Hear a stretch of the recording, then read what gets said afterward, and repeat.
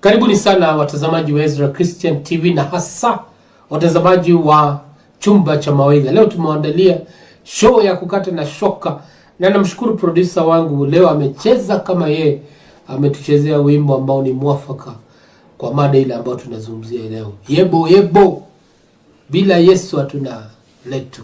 Kwa hivyo karibuni sana. Huyu ni Bazuu the wise man ambaye mnampenda sana, na leo tuko pamoja na mshauri na saa Eliud ambaye atanisaidia kuweza kupanua mbivu na mbichi hasa kuhusu post traumatic trauma, kiwewe cha baada ya mabadiliko. Na labda mwingine anauliza ni nini leo mnazungumzia nini? Bazuu ni mambo ambayo yanapatikana na ni mambo ambayo wengine labda hata hawajaondoka, na ningependa kupeana hadithi moja ya rafiki yangu mmoja ambaye wakati wa COVID, mnakumbuka takriban miaka 5 iliyopita, kulikuwa na changamoto, watu walipoteza kazi zao na wengine bado hata hawajarecover. Na huyo kijana ama nimuite mzee bado ana ile trauma ya kupoteza kazi yake.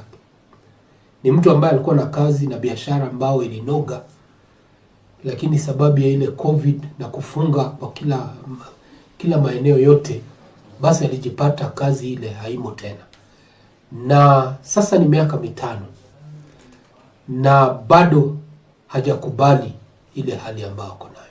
Na ndio mambo ambayo tunazungumzia leo, na kuna mabadiliko mengi yanapatikana. Unaweza kuwa ulikuwa unafanya kazi kama juzi, rafiki yangu mmoja ambaye alikuwa katika ofisi moja ya kiserikali, na simu ilikuwa masikio yake haipumziki, anazungumza na simu paka inakuwa moto. Lakini wakati alipostaafu, hata alipelekea fundi wa simu kuangalia kama simu yake bado inafanya kazi ama haifanyi, sababu hakuna yoyote ule ambaye anampiga. Na hilo jambo lilimpiga na likamfanya awe ni kama mtu ambaye ni mgonjwa. Na ndio mambo ambayo tunazungumzia, hicho kiwewe ambacho kina kufuata baada ya mabadiliko ghafla, ndio tungependa kuizungumzia na tuweze kujua ni jinsi ambavyo ni nini hasa utaweza kufanya ili kujiondoa katika hiyo hali ya kiwewe hicho. Basi karibuni sana. Wale ambao ni wageni, naomba kwamba muweze kuandika comments zenu hapo, na pia uweze kufinya hiyo subscription na pia hiyo kengele, ili tunapoleta show kama hizi, basi wewe unakuwa ni mmoja wapo wale ambao wanazipata hapo awali. Karibu mshauri na saha Eliud, uweze kuambia wiki ilikuwa namna gani na pilika zako za mitaani zilikuwa namna gani. Karibu. Asante sana Bazuu. Mimi nimekuwa salama.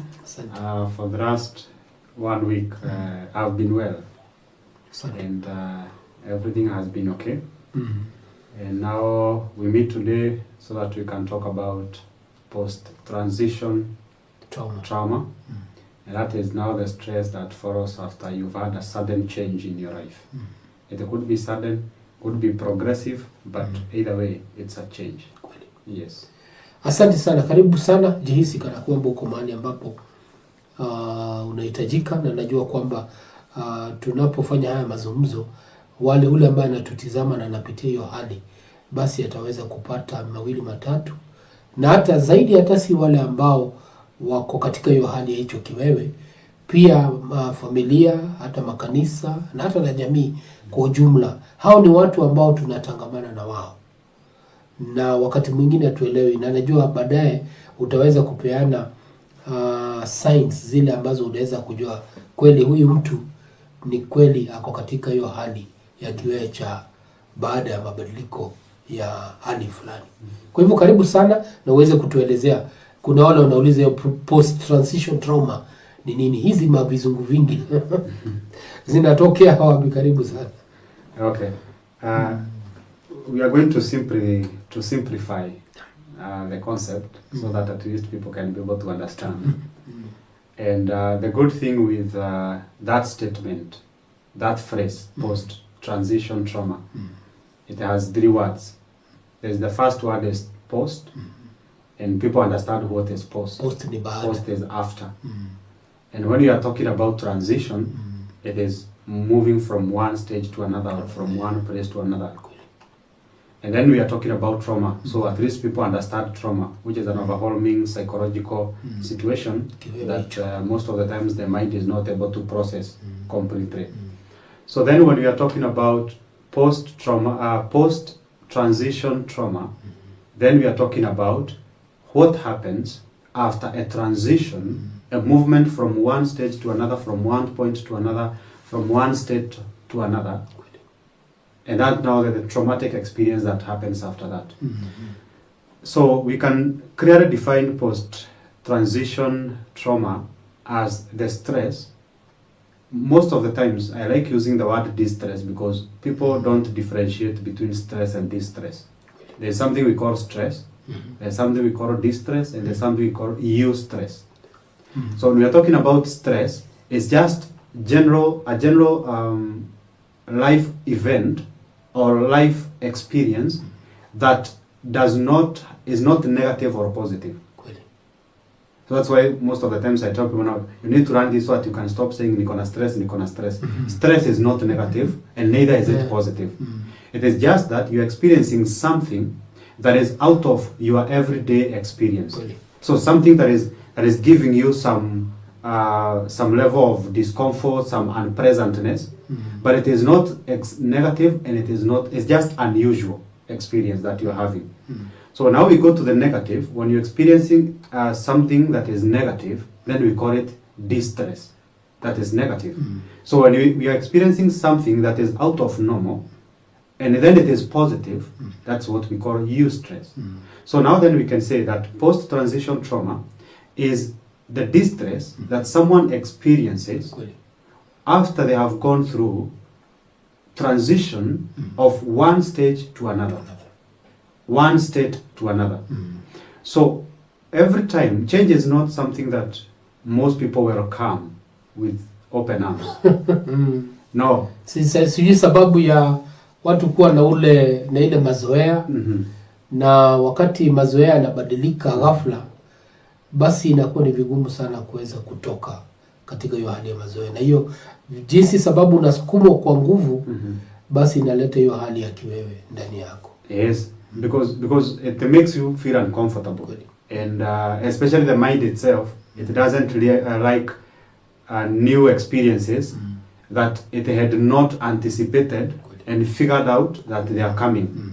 So when someone gets into something that is especially emotionally overwhelming, or especially an unseen or unplanned for transition, then definitely they will experience a level of distress because they were not ready to handle this. They don't feel adequate enough. They don't feel like they are ready to handle the present the stage they have transitioned, or the state they have transitioned into. And we'll be looking at some of the experiences, the transitional experiences that we are talking about.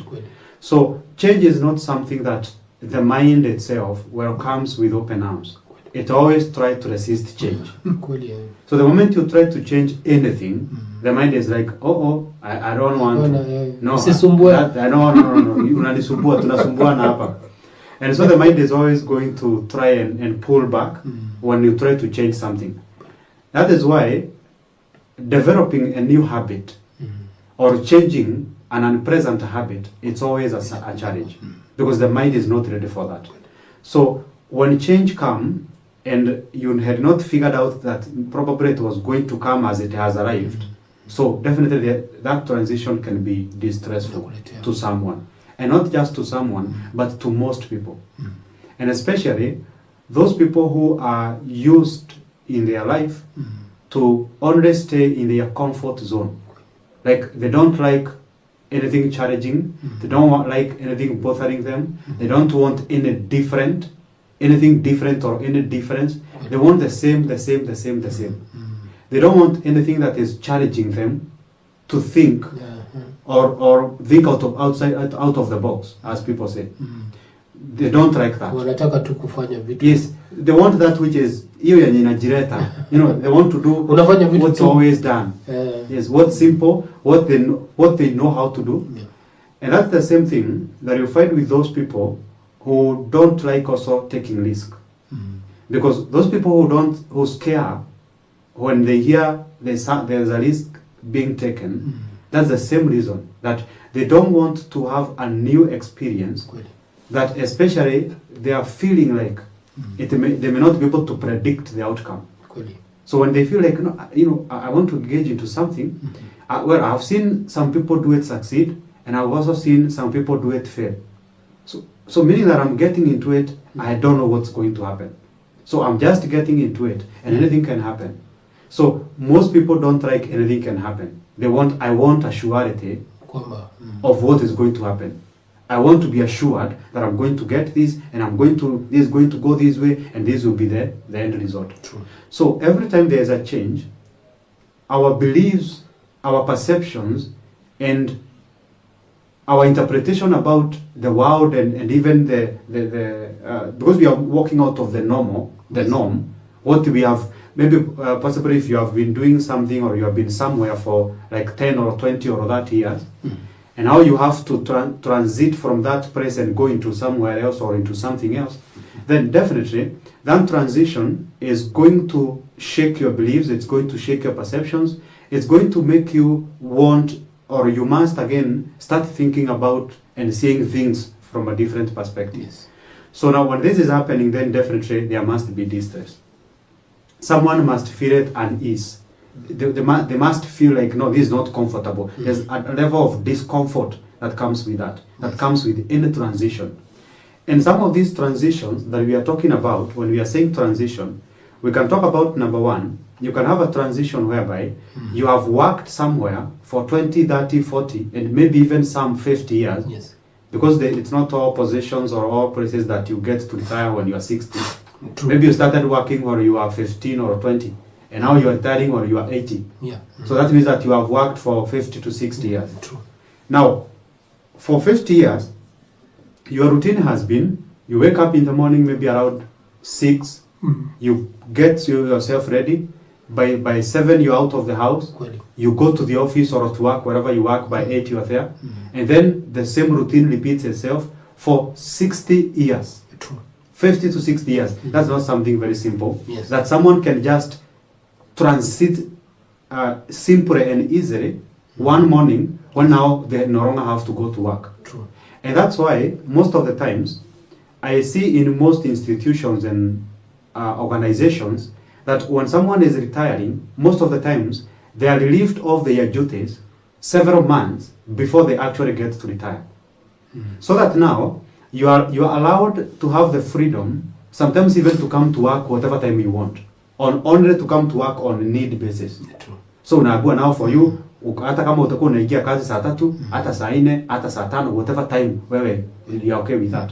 Because now this organization, this institution is preparing you to be able to transit. Unaandaliwa. Yes. Ndio sasa utoke pale you've been for 50 years you've been waking up every morning and going to work.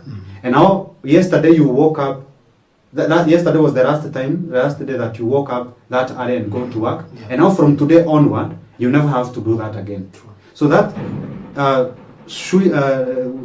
don't know whether we should call it let's call it abrupt, abrupt transition. And ghafla, yes, from here to there, then again we'll give you a good. Kwa hivyo tayari umesema vizuri mshauri na sawa. Na hilo jambo tutazungumzia baadaye. Kuona vile ambavyo taasisi ama waajiri vile ambavyo wanaweza kufanya. Yes. Na umeweza kuzungumzia hiyo kwa awali, lakini tutazungumza kwa kina baadaye kama producer wetu ataweza kutupatia nafasi. Mshauri na saa amekuwa akizungumzia kuhusu, ametutafsiria jina post transition trauma ni nini, ambayo kwa Kiswahili ni kiwewe baada ya mabadiliko, na akaweza kutupatia mifano, na alikuwa anazungumzia kuhusu mfano huo wa mtu mmoja ambaye alifanya kazi takriban miaka 60 na umefika muda wake wa kustaafu, na wengi wamekuwa kwa changamoto nyingi sana, sababu walikuwa mahali labda kwa idara moja ya kiserikali na pale alikuwa na kazi nyingi sana, lakini sasa ameenda kustaafu, sasa hakuna kazi yote, na hilo jambo linamletea kiwewe kiasi ya kwamba unaona kana kwamba ni mgonjwa. Kwa hivyo napenda kurejea kwako tena uweze kupeana mifano kadha ili ule ambaye anatutizama aweze kuelewa hili ni jambo ambalo limekithiri katika jamii zetu, na wengi ambao wanapitia hiyo hali, wengine hata watu hawaelewi. Unaona mtu ni mtu ambao ukimzungumzia tu hivi amekasirika. Labda kama alikuwa na tangamana na watu sana, amejificha, hatoki kwa nyumba sababu ya mambo kama hayo. Na mambo kama mengine ni hata kazi. Kuna waume ambayo kazi ikiisha, na unajua mwanaume ni wallet. Hasa hatokei, anakaa tu kwa nyumba. Na imeleta changamoto pia kwa nyumba zao. Karibu. Now, so if we can look at some of the examples of the transition that we are talking about. Number one, I have briefly mentioned about retirement. So retirement is one of the transition that is challenging to so many people. Because you are used to a certain routine and now you have to shift to a totally different routine. You used to be told what to do, now you have to wake up and decide what to do. You used to have assignments, you used to have work, you used to have reports, you have to use these, you had meetings, you had phone calls to make, now you have nobody to call. So now that transition can be, you can experience post-transition trauma. The other kind of a transition that can cause that is marriage. Marriage is also a transition. Getting into marriage.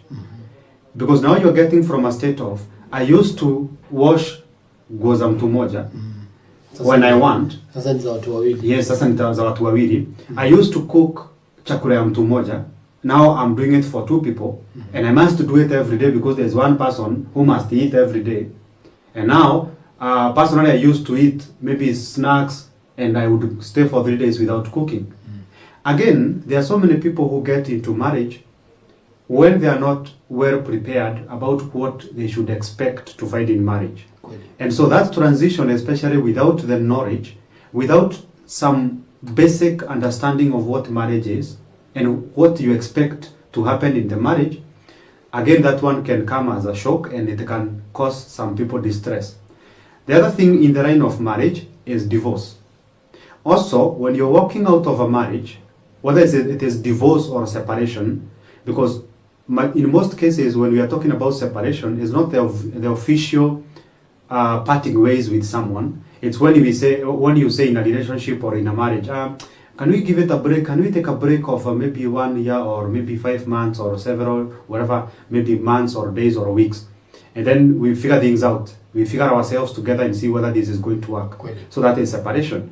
That you've not divorced completely, you've just separated. So whether it is separation or divorce, it can also cause post-transition trauma. And especially when you are not ready for it and when you didn't see it really coming. The other thing that can cause that is when you are transiting from one workplace to another workplace. So if you have been transferred from Ushago to town, you used to work in Nyadaro, huko ndani kabisa, kwa msitu huko. And now, that's where branch ya ile organization ama ile institution you work for imekuwa. And you've been working there for 10 or 20 years. And then one day, maybe that branch inafungwa, and then you are told now you have to go to the main branch in Nairobi, in town.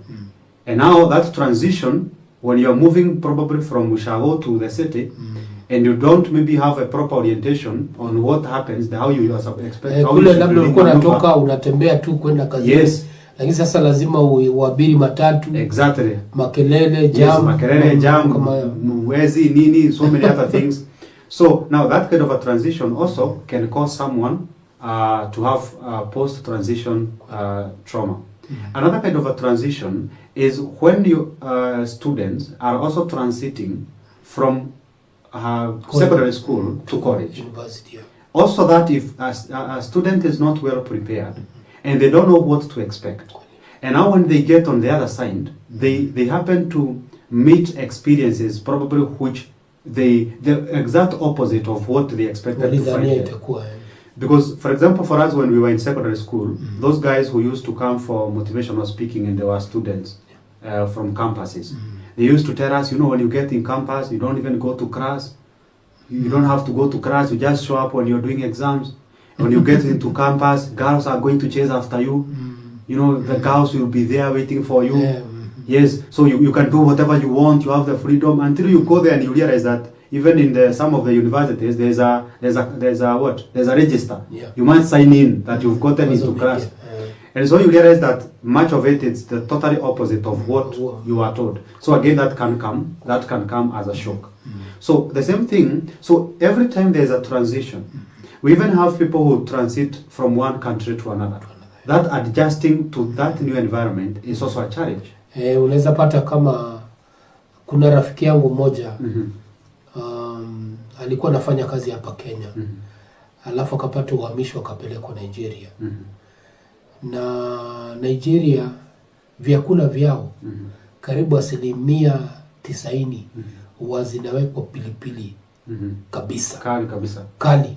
Na huyu rafiki yangu hata ya sambusa ilikuwa ni kali. Sasa amefika chakula chote ni pilipili. Alipata shida kubwa sana. To be able to adjust. Sababu sasa lazima ule. Sasa ilikuwa na haezi chagua, sasa chakula ilikuwa ni mkate tu. Paka ikafika mahali sasa ilibidi azoe. Na sasa vile tunaongea na yeye amekuwa mtu akula pilipili. Yeah, so that kind of a transition to some people it can also be a challenge. So, lakini naye nadhania lakini chukua muda ni muktasari tu umefanya to adjust. Ilichukua muda karibu miaka kama 2. Yeah. So we are also looking at loss of job. So if you abruptly lose your job, or for example now what we have seen recently with Gen Zs and the goons going in the streets and wanapora as per market ya mtu, wanapora kazi ya mtu ya electronic gani hivyo, so they're able to steal everything. So there is someone mwenye amefuka kazi leo jioni akijua kesho ataamuka maybe first of all kuanza kudeliver the orders zenye zimefanywa, and then anaamukia kwamba duka yake imevujwa, imeibiwa, hakuna kitu. So that kind of a transition, when you have lost your job, when you have lost your business, and you're even looking at individuals who lost their jobs and businesses, even during the COVID-19, like the person you have mentioned. So there are people who have not yet been able to heal those wounds. There are people who are still struggling because of that transition.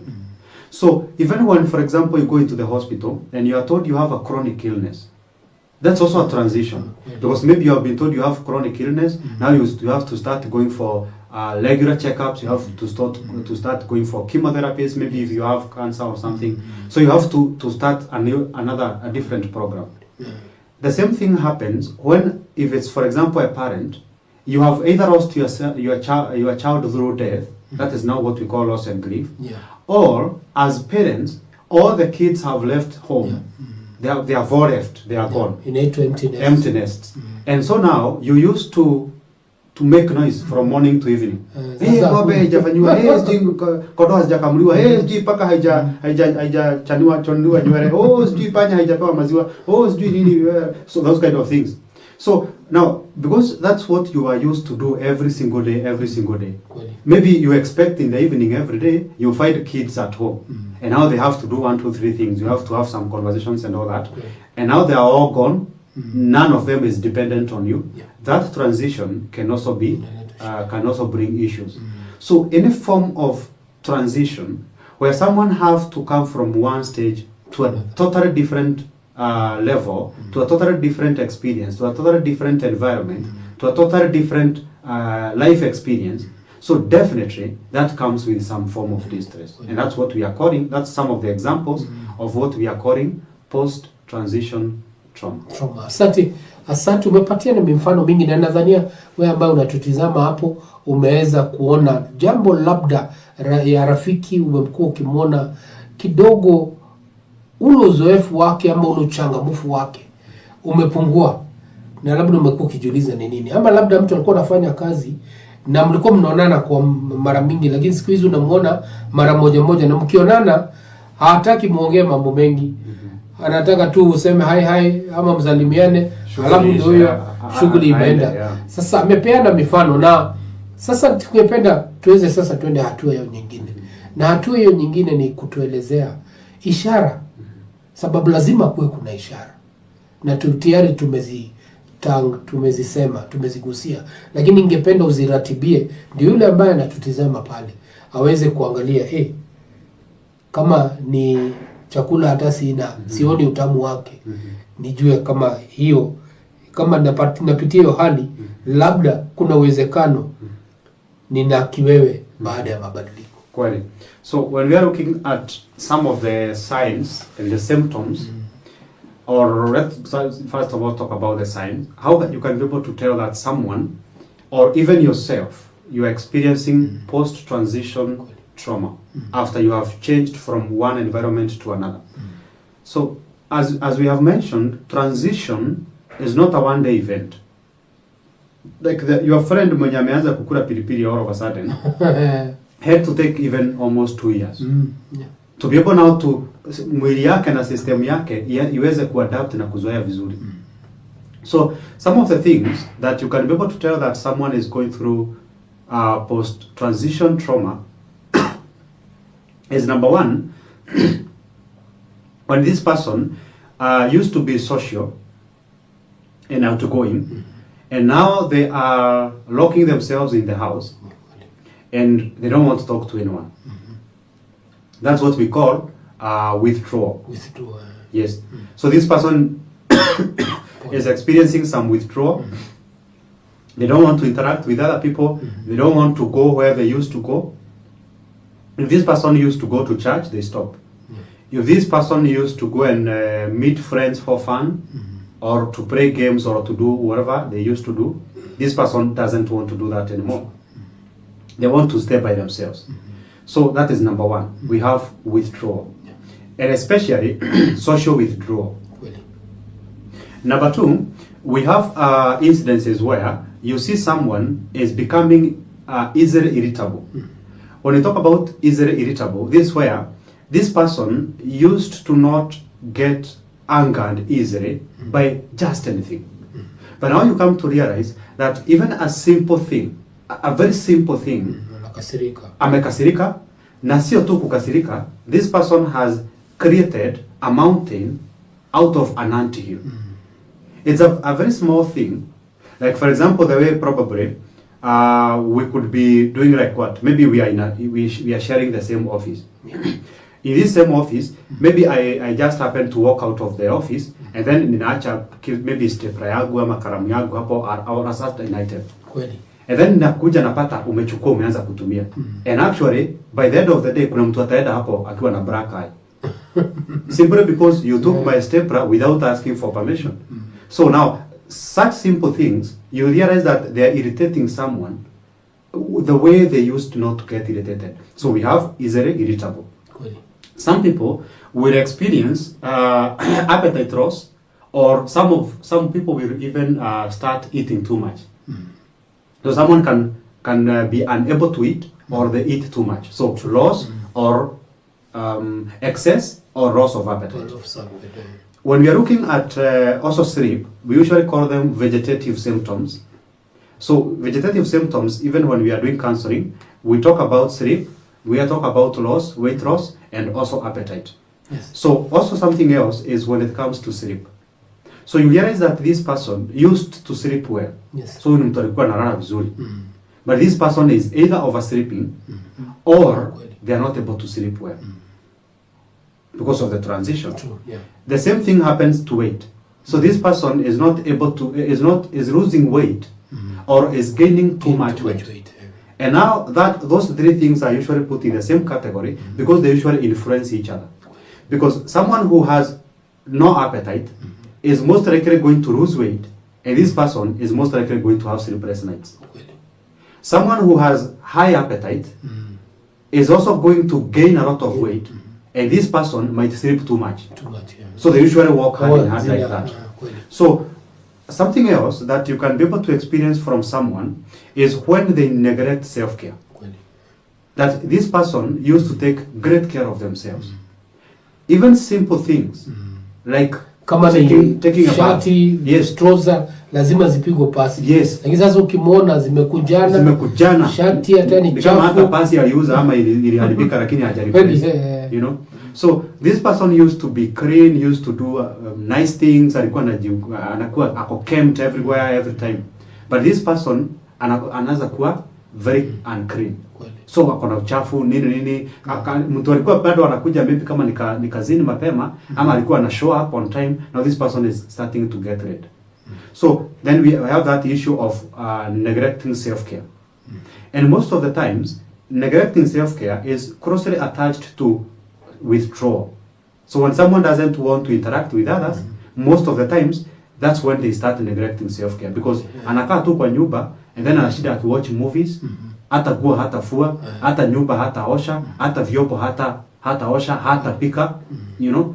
And those are the people now most of the times, especially those people who do a lot of withdrawing. They don't even want to cook because they are getting lazy.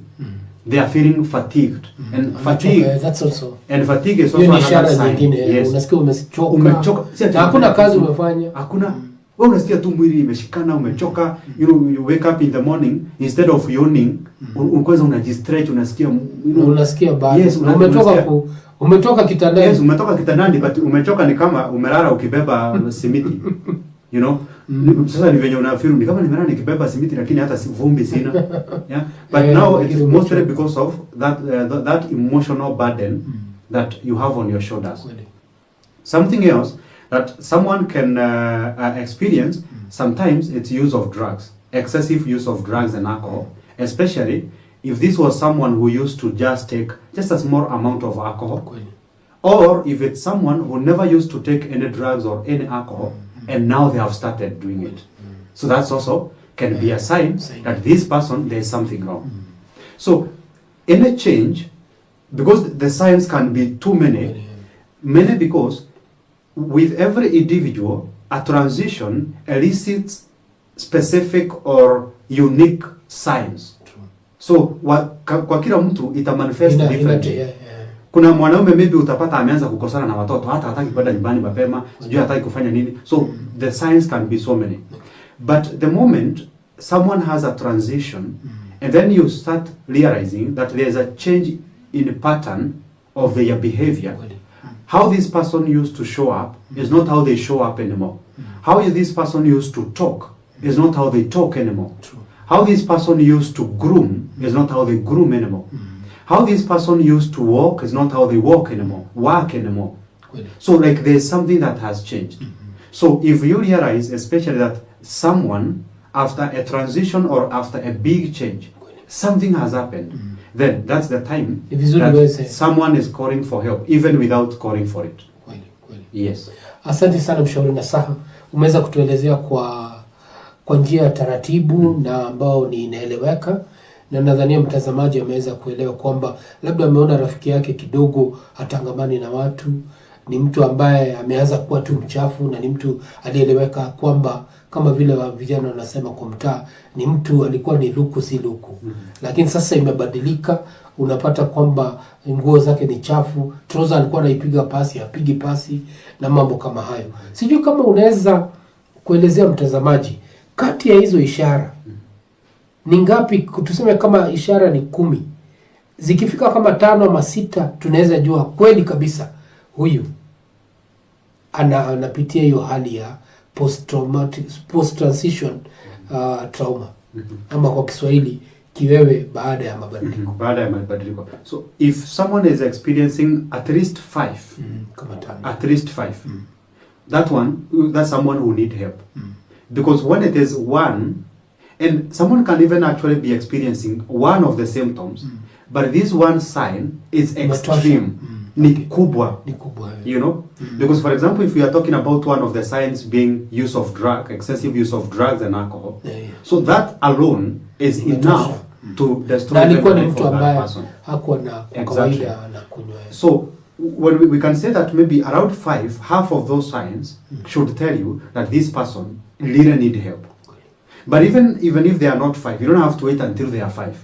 Even if you observe that just one change, it's always good. And that's why I always tell people, and especially if there is someone who is close to you, if you ever realize that there is a shift in behavior of someone, always mention it. Bring it into the awareness. because this could be happening and the person is not aware. But the moment you tell this person, Eliud, nimekuwa nikiona squeeze personally, mimi si fan wa kunyoa sana nywele. Naweza kaa bila, so mtu anaweza niambia, Eliud, na nimeona umekuwa unyoi sana lakini squeeze unanyoa sana. What is happening? Nini? Either way there's a change. Either way it's not on my iwe nzuri ama lakini uone imebadilika. Yaani tabia imebadilika. Yes, it could be changing for good. Maybe naweza kuambia squeeze nanyoa haraka juu maybe niko na naumwa na kichwa ama niko na inaitwa deaddraft ama inaitwa nini? Ama niko naona nywele inanichosha tu. Ama bragagu amefugua kinyozi sasa tunapitia tu hapo kila siku ananinyoa or whatever the case. But the moment you realize that there is a change in someone's behavior or a pattern of actions, always bring it into the awareness in a good way, in a loving and a caring way. So, enda tu apia wewe mtu, okay, by the way, I'm not saying there is a problem, or I'm not saying that it's a bad thing that is happening, but I've noticed that there's something you used to do this way, and this way and this way. But I've realized that for the last several weeks, or for the last several months, or so for the last several days, you have been doing it like this or like that.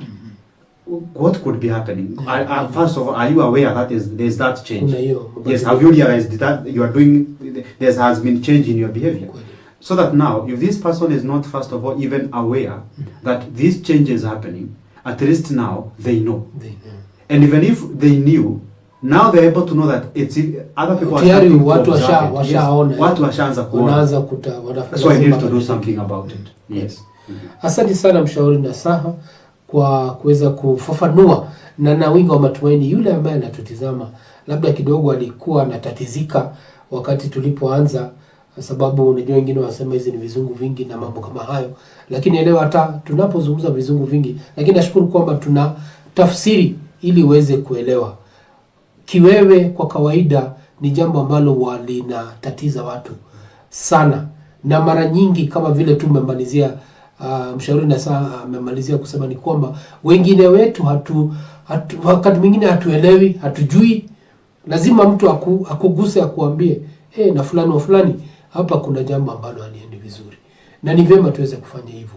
Sasa ningependa tuweze kwenda kwa nafasi nyingine, tuweze kuzungumzia kuhusu jamii ama hata kanisa inaweza kujipanga namna gani. Umepeana mfano kama mtu yule ambaye amefanya retirement. Haya, ukapeana mfano wa vijana wetu. Labda kanisa ama jamii inafaa ifanye jambo fulani ambayo inaweza kudhibiti ama kumudu hiyo hali ya kwamba wakati haya mabadiliko yanafanyika, kuna mambo yanafanyika ambayo inaweza athiri huyo mtoto ama huyo mtu asiwe ni wa msaada kwa jamii. Yeah, sure. Unaweza zungumzia labda kama chief hivi, kama ni baraza ama ni idara ambazo zinaweza kuwa wanaweza leta mambo za kufanya kama hamasisho kwa umma, waweze kuelewa kwamba mambo kama hii inafanyika, lakini muelewe kwamba lazima ifanyike sababu tunaishi kwa hii dunia, na mambo iwezi kusalia tu vile ilikuwa tangia mwanzo hadi sasa. Na mambo kama kwa kanisa wakati mwingine si ufanye mzaha kama ilivyokuwa mwanzo, ilivyo sasa na hata milele, lakini haya ni mambo ya Mungu, lakini ya kidunia wakati mabadiliko yanafanyika. Na ni vyema tuweze kujua yanapofanyika, hata kama ni ghafla, tutamudu namna gani hasa jamii. Na hiyo ninazungumzia kuhusu makanisa na hata mtu binafsi aweze kuelewa mambo kama hayo. Hata kama ni mzazi pia tuweze kumhusisha, aweze labda kufunza watoto, waambie ndio katika maisha hii ndio maisha inakuanga hivi. Lakini kuna wakati mwingine kazi inaweza potea. Mtoto alizoea kula mkate labda nusu mkate peke yake, lakini sasa kazi imepotea, hakuna pesa. Hasa huyo mtoto aelewe kwamba hasa hata uji unaweza kunywa. Naam. So number one thing that I can say about the society and those people who are close to the person or wherever the change or the transition or the shift is happening. The most important thing that people need to understand is this. When a change happens, it changes everything. The change doesn't happen to the job. The change doesn't happen to the business. the change doesn't happen to, it happens to everything. And so one thing is that you need to understand that the person you are interacting with before the shift, before the change, is no longer the same person. That is not the same person. So your interactions with that person also need to change. And you have to start seeing them differently depending on what has changed or how they have changed. For example, we are talking probably of a society that used to depend on someone who used to pay school fees for certain kids in the society. And this person has retired. If you continue to demand to this person that he or she must continue paying school fees and feeding certain families in the society, you are saving that person and you are killing the other one. So the one to whom you expect, because sometimes that's what is most stressing, especially to those people who retire, and they had certain monetary responsibilities in the society. And now they know that other than pension, there's nothing else that I'm going to do. There's no other source of income, and especially if I had not established a sustainable source of income that is going to ensure that there's flow of funds so that I can continue doing what I was doing. So, and that's why sometimes you find that someone, because of the responsibilities they had in the society, the monetary responsibilities, amepata pension, na hiyo pesa yote, retirement benefit, amechukua, amelipa school fees ya hao watoto wote, imeisha yote. So the next minute, after 2 months or 3 months, the same person sasa anakaa pale kwa maduka pale kwa mtaa, anachomoka pale kwa barabara Mumeto pale.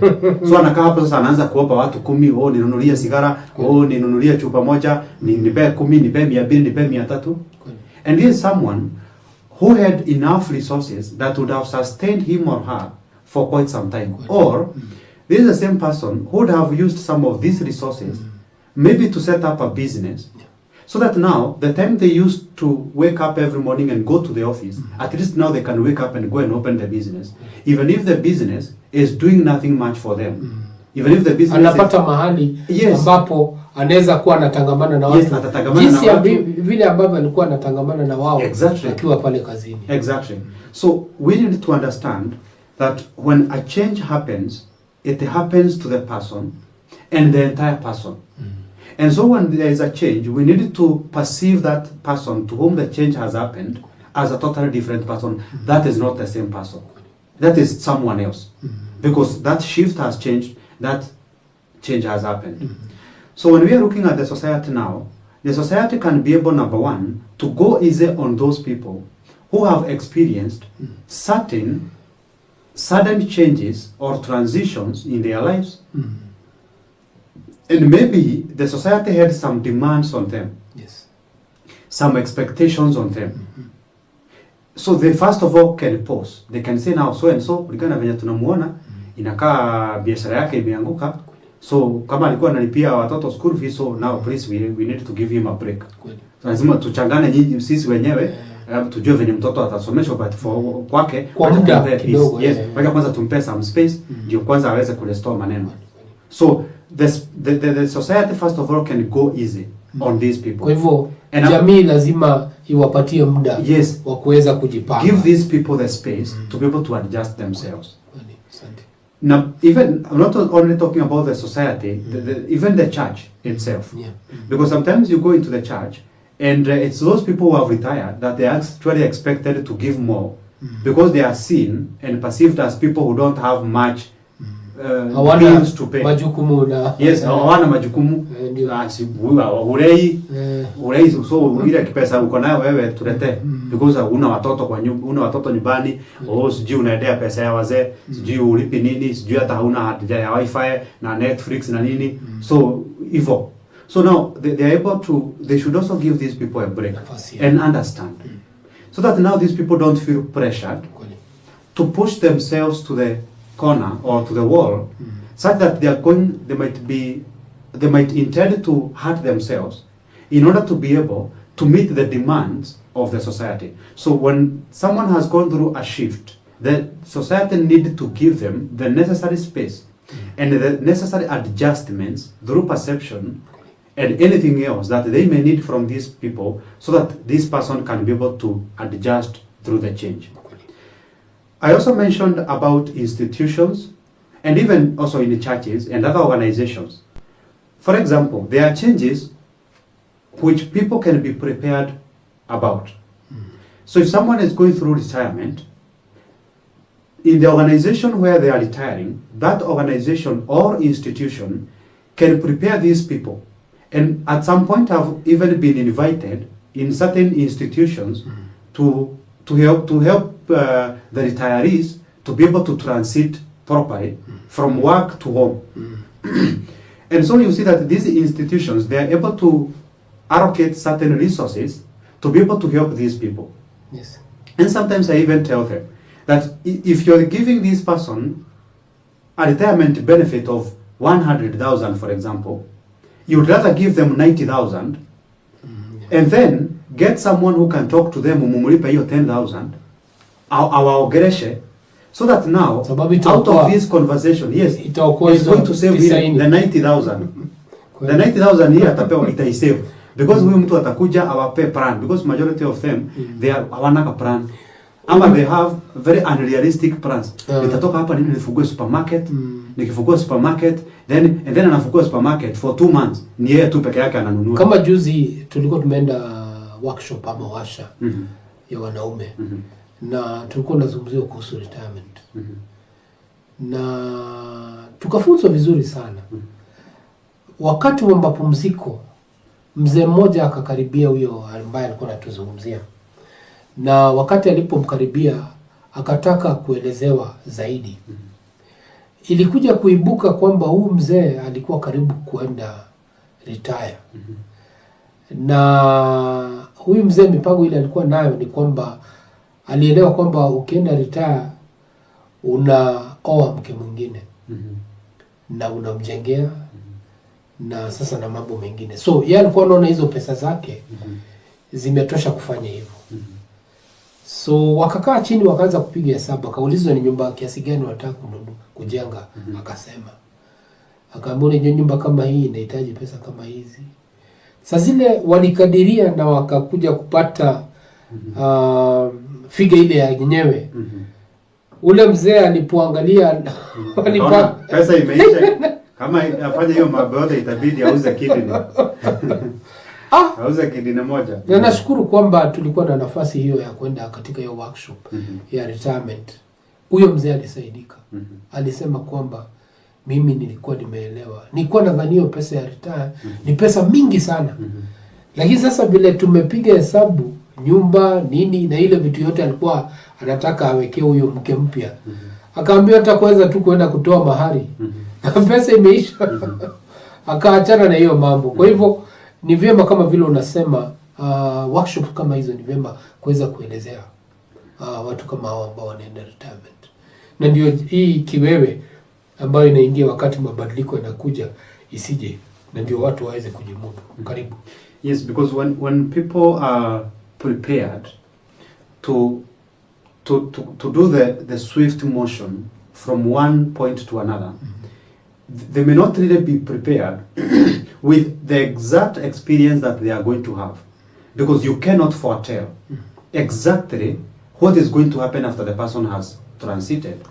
But you can be able to work on the basic that almost everyone must experience. Because if we are talking about transition from work to home now, retirement, you expect you have excess time. So you can explore with this person, how will you use your excess time? You can explore with this person, what kind of a realistic investment can you be able to do? Because now this person, like that friend, yes. Now this is someone when anaambiwa we are going to give you 2 million for the anaona 2 million ni pesa mingi ikiwa pamoja. But and then anaanza kupanga now 2 million kwanza nitafungua biashara ya 1.5. So biashara anaifanyia mahesabu anaona itakula 1.5. Hajaweka miscellaneous, hajaweka nini. And then kuweka hiyo biashara analia kwamba there's some losses. And so by the time the business peaks, the person has already used all the money. So there are certain basics, because we cannot really foretell the exact experience that you're going to have when you are transiting from one place to another. Yeah. But we can be able to explore with you the possibilities and the basics, and then we can be able to come up with alternative solutions that you can be able to approach the possibilities that we have explored together. So if institutions and organizations and individuals who have the resources and the know-how can be able to come together and be able to prepare those people who are transiting from one place to another, or those who have already transited. Because, for example, if someone undergoes a sudden loss, could it be business, could it be a loved one, whatever kind of a loss. Someone who has undergone a loss, we could not have prepared that person yesterday. No.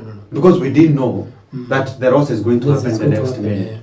But now when the loss has happened, we don't have to say that, that's an Aisha happened, hatukum prepare so much akai. No, now you sit down and now you help this person process the loss. You help the person now to process what has already happened. So when we are saying that we are preparing people before, we are preparing them on what might happen.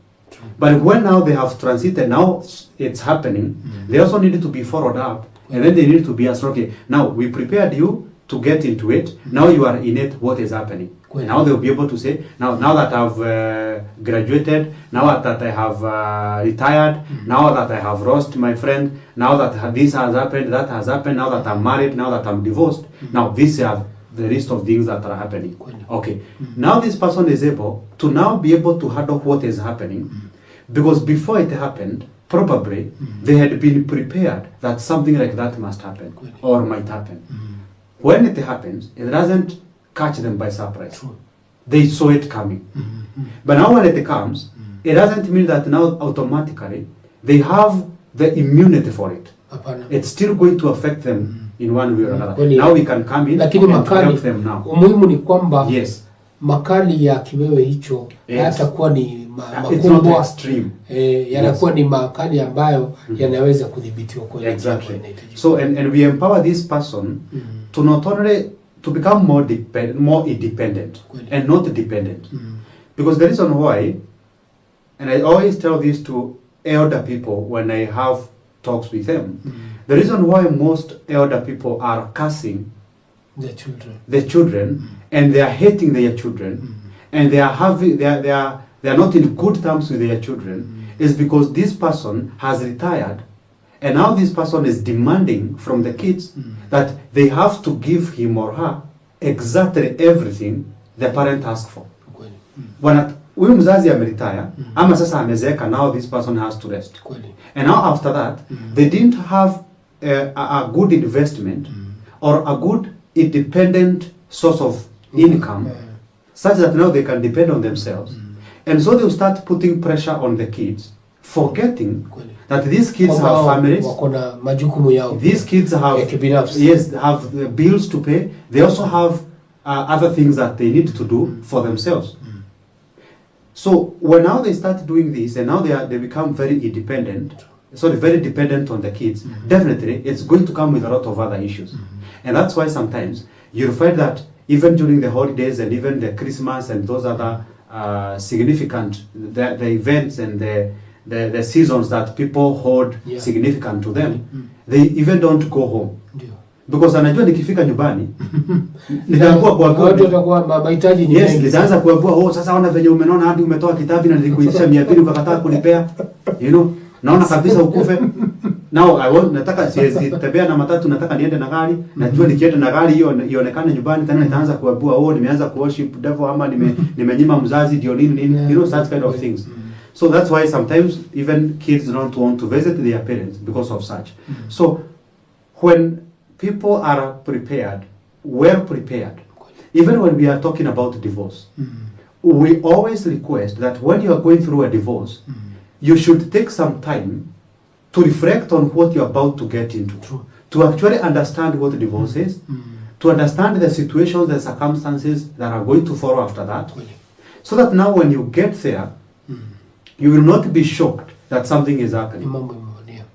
And even sometimes, I usually tell individuals, now if you're getting into something, try to see if you can find someone who have already had the experience. And go and ask them, how was it for you? Yes, how did you cope? How did you maneuver through the situation? You are not asking them because you are going to have an exact similar experience like them, but at least it's going to give you a reality show, a reality perception, a reality experience of what actually happens. Ni kama kushikwa mkono. Exactly, like a mentor. Mkono alafu ndio uweze kupata nguvu zako, alafu basi uweze. You can be able to now go through the experience. So when we are able to prepare people, when they are about to get into a situation they have not been in before, then we are helping them. But if people can be able, because there's now the majority population that need preparing, and now we have those people who have mastered the art of being okay with how life is, with what happens, and those now don't need to be prepared for anything, because for them whatever comes, they don't panic.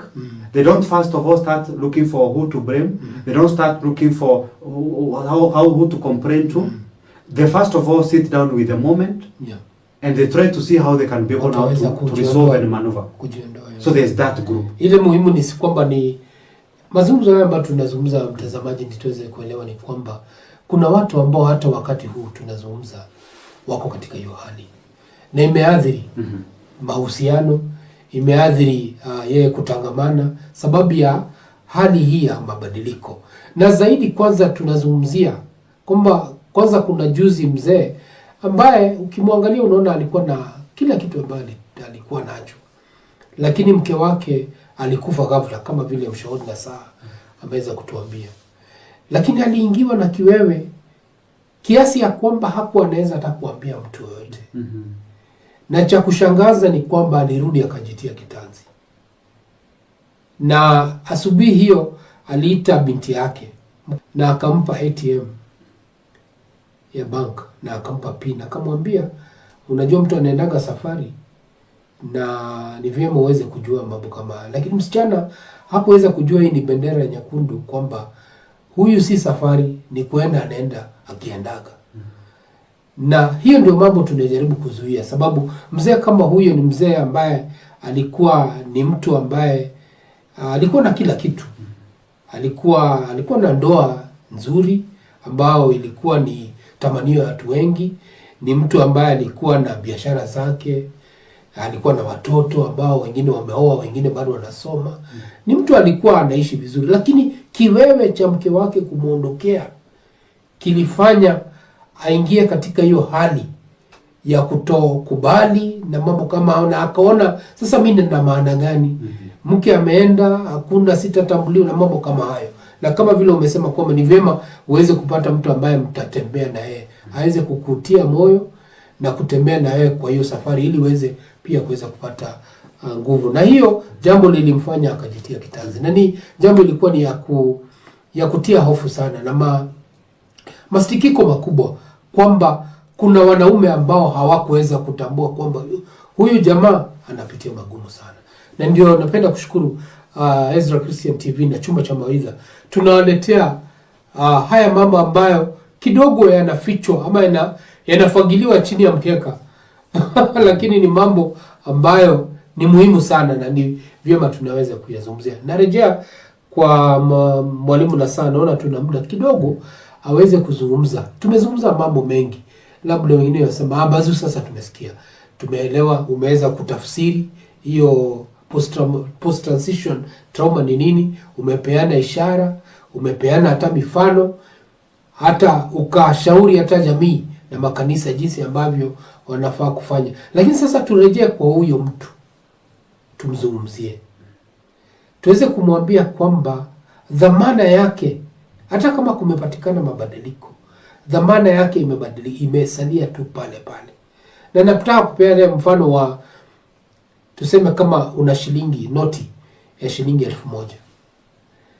Hiyo noti ukiangusha kwa matope, alafu itoe, ile dhamana yake inabaki pale pale. Yeah, kweli.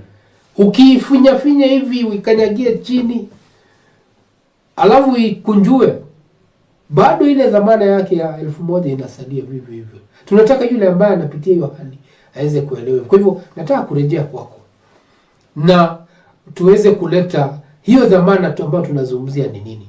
Ni nini ambacho mtu anaweza kufanya hata mabadiliko kama haya yanapofanyika anaweza bado kujimudu. Query, and I'm going to start from that point. And I'm going to say something a little bit not very common. But I want people to understand that there's a part of you which never loses its value no matter what happens. That there's a part of you that cannot be affected by anything in life. And that's the true and the real you, which is not subject and cannot be affected by anything that is happening. And that's why at some point I talked about awareness. Because when you know that you are in distress, that means that there's the part of you which is in distress, and there's another part of you which is watching the distress happening. Mm-hmm. So that tells you that just like a note of 1,000, which cannot lose value despite what happens to it, which cannot be affected by anything that happens to it, because in reality it is not happening to it directly. So there's also a part of you which is the real you, which cannot be affected by anything that happens in this life. However, we are looking at a situation where you've gone through a transition which is giving you a certain level of distress. One thing that you need to understand is that change is inevitable. You grow because you change. The person you were yesterday, you wouldn't be happy if you are still the same person. If you are already, if your body appearance is the same as when you were 6 years old and now you are 35, you wouldn't be so happy about that. So change is inevitable. And we say that only change doesn't change, that only change is constant. That you are going to change. That's the only thing that doesn't change. The fact is, you're going to change, and that never changes. But anything else other than change, always change. So we need to be comfortable with transitions in life. We need to be comfortable with moving from one point to another. We need to realize and understand that change is not there to break you. Change is there to build you. When something has changed, and that's why sometimes I'm not okay with people who keep moving back to the previous situations and circumstances after other circumstances have forced them out of the situation. That's why sometimes you see someone who is fired from a job and then they keep begging the employer to take them back. It's not necessary. It's not worth it. You see someone else who walks out of a toxic relationship or marriage, and especially marriages, and this person still keep going back to the same person. So when a change happens, the most important thing that you need to do, number one, is to sit down with the change and have a conversation with it and accept it totally. Because it has already happened. It has already happened. And I always say that one thing that doesn't make any sense to me at all is when you try to not accept what is. I call it the isness. When you try to reject and resist the isness, if something already is, it cannot not be. It has already happened. And so, when we talk to people who are addicted, who are experiencing addiction in rehabs, this is what we tell them. And this is a very common prayer that you find in most rehabilitation centers and wellness centers. They say that, God, give me the serenity to accept the things that I cannot change. The courage to change the things that I can change. And the wisdom to know the difference between the things that I can change and the things that I cannot change. And that's what everyone needs. You need to know what is there to be, not to be changed, to be accepted as it is. And you need to start to learn how to accept it as it is without trying to wish it was different. Without trying to wish it had happened in a different way. Because most people lie to themselves. They will sit down and start saying to themselves, if only I would have done this differently, things would have been different. But no. Yes, they may have been different, but who lies to you that they would have been different in a positive direction? Anything can change to any direction. So when we have gone through a sudden change, which was not anticipated, when we go through an overwhelming emotional issue in our lives, we need first of all to sit down and ask ourselves, what has just happened? And you say to yourself, this and this has happened. Okay, can I be able to change anything about it? No, I can't. Good. Then what do? I accept it as it is. It already is, and resisting what is the greatest mistake and the greatest injustice you can do to yourself, because you always hurt yourself, and what is will never not be. It will remain as it is, but you get hurt by the end of the day. So you want to accept it. And then you also ask yourself, okay, this has already happened. Can I change it? Yes, I can change it. Okay, good. What do I need to be able to change it? Probably I need some help. Go ask for it. If you feel you need help from someone to change what has already happened, then go and do that. So when something emotionally overwhelming has happened in your life, when a change has occurred, whether anticipated or not, whether foreseen or not, you need to sit down first of all and relax. Before you say this is bad, this is good. Before you say this is evil, this is good. Before you say this is deserving, this is undeserving. Before you say this should have happened or shouldn't have happened. Before you say I deserve, I don't. Before you start saying who am I to blame? God am to blame. God is to blame. My spouse is to blame. My parents are to blame. No. Before you go there, first of all, sit down with the experience itself and ask yourself, why did this have to happen? And why did it have to happen specifically to me and not my friend or my neighbor? Simply because there's something that I was supposed to learn from this.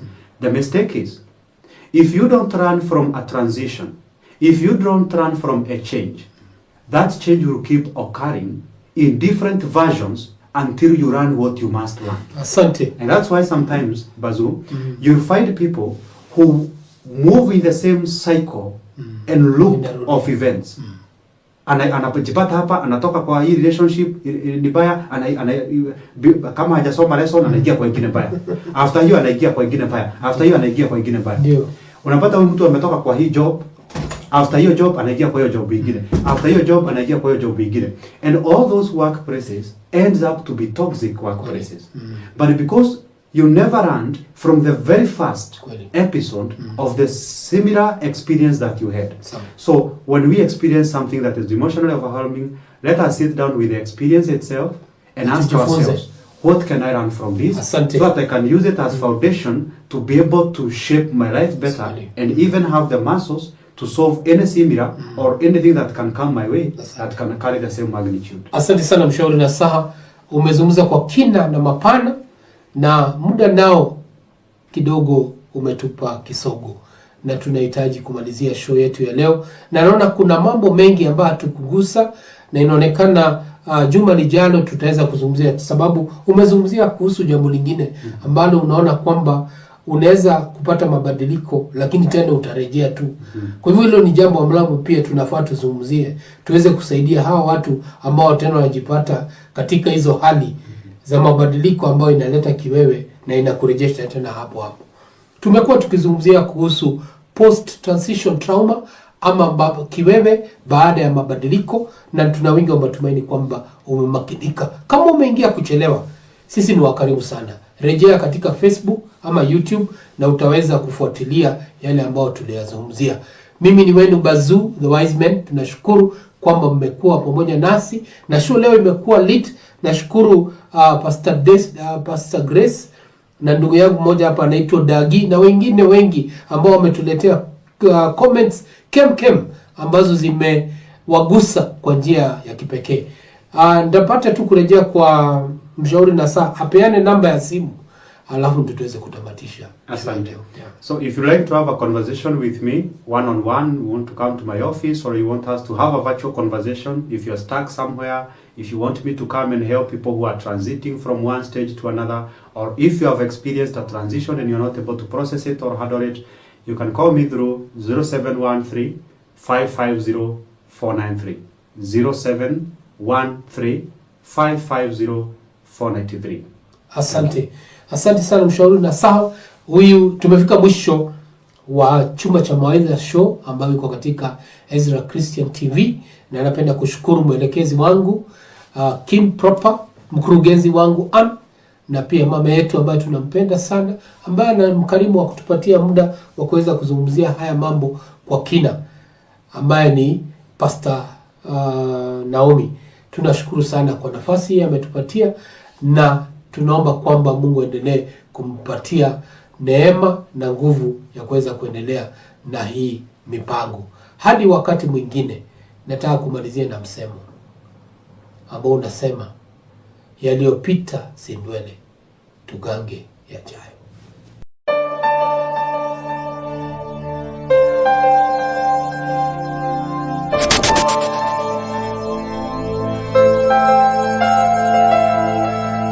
Yeah.